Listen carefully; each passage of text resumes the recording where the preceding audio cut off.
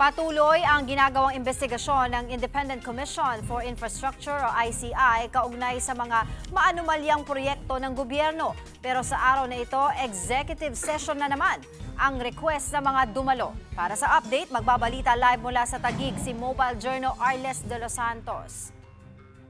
Arles, sino-sino yung mga naimbitahan na dumalo ngayong araw at may balita ka na ba sa itinakbo ng executive sessions? Angela, ngayong araw nga ay nakatakda na humarap ang dalawang mambabatas na kasama doon sa mga pinangalanan ng kontraktor na si Curly Discaya sa kanyang naging pagdinig na dinaluhan sa Senate Blue Ribbon Committee hearing noong Setyembre.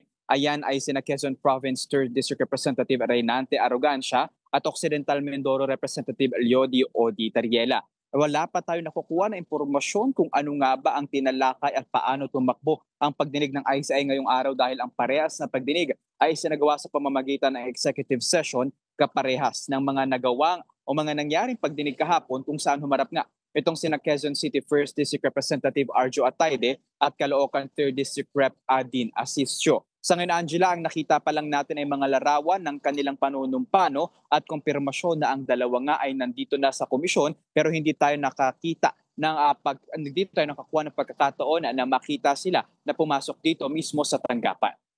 Arles, kanina kausap kita sa kabilang programa at sinabi mo nga na pupunta dyan ang Makabayan Block. Natuloy ba ito at ano ba yung pinakapakay nila? Angela, actually katatapos lamang ng kanilang press conference dito bago nga magsumite ng kanilang letter of request na naka-address kay ICI Chairperson Andres Reyes. Ayan daw ay dahil mahigit 100 araw na mula nang magsimula ang investigasyon hinggil sa flood control scandal ng pamahalaan ay tila wala pa rin daw mataas na opisyal ng pamahalaan ang nakukulong sa ngayon at tila yung mga maliliit pa lamang ng mga personalidad kagaya ng ilang mga opisyal ng DPWH Mimaropa. Sa sulat na kanilang ibinigay sa komisyon, nais nila ipanawagan na imbestigahan at tignan din ng komisyon yung inilabas na mga video ni Zaldico na iniuugnay nga si Pangulong Ferdinand Marcos Jr. sa mga naging insertion na umabot daw yan sa 52 billion pesos out of 100 billion pesos na insertion. Ayon sa kanya, yung nagkaroon din daw ng pahayag itong si DPWH Undersecretary Roberto Bernardo na nagsabi na si ES Bersamin daw mismo ang nag-signified na mag-facilitate ng itong 52 billion pesos out of 100 billion pesos na insertion. Kaya naman ayon sa kanila hindi raw dapat magkaroon ng cover-up sa sinasagawang investigasyon ng komisyon. Well, Arles, matagal na tayo nag-uusap tungkol sa plano ng ICI na magkaroon ng live streaming sa kanilang mga ongoing investigations. Nagkaroon na sila ng budget and a lot has changed already. Wala na ba talagang mangyayari dito sa live stream? Actually, Angela, isa yan sa mga pinanawagan ng ng Makabayan Block dito. Nandito si Representative Antonio Tino at Representative Renico.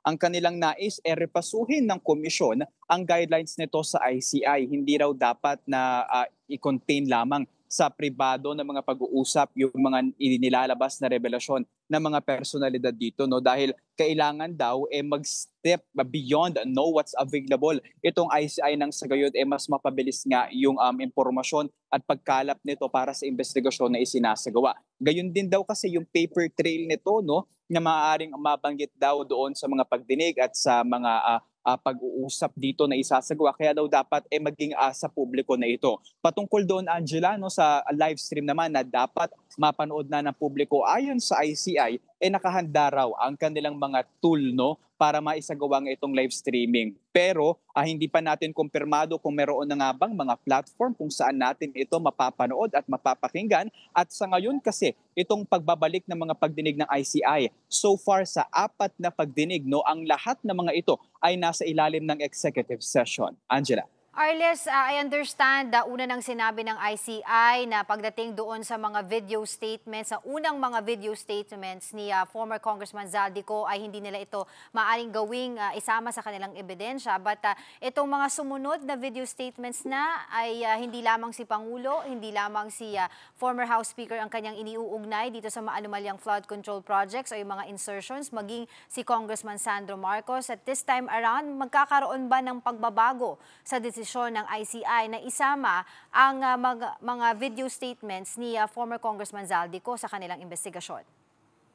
Angela, ayan ang nais natin na matanong mamaya no, kay ED Brian Keith Hosaka pag nagkaroon sila ng press briefing. Pero nananatili nitong mga nakaraang araw no, ang kanilang pronouncement. Nananatili na hindi pa nila basta-basta itong tanggapin dahil kailangan dumaan ito sa proseso at masiguro na hindi tampered o pineke yung video evidence nito no, ni Zaldico, pati na yung ibang mga impormasyon na kanyang inilabas sa kanyang social media. Kabukod pa dyan, mamayang hapon din kasi Angela ay inaasahan na meron silang bagong case referral na kasama ang DPWH na kanilang ibibigay sa Office of the Ombudsman.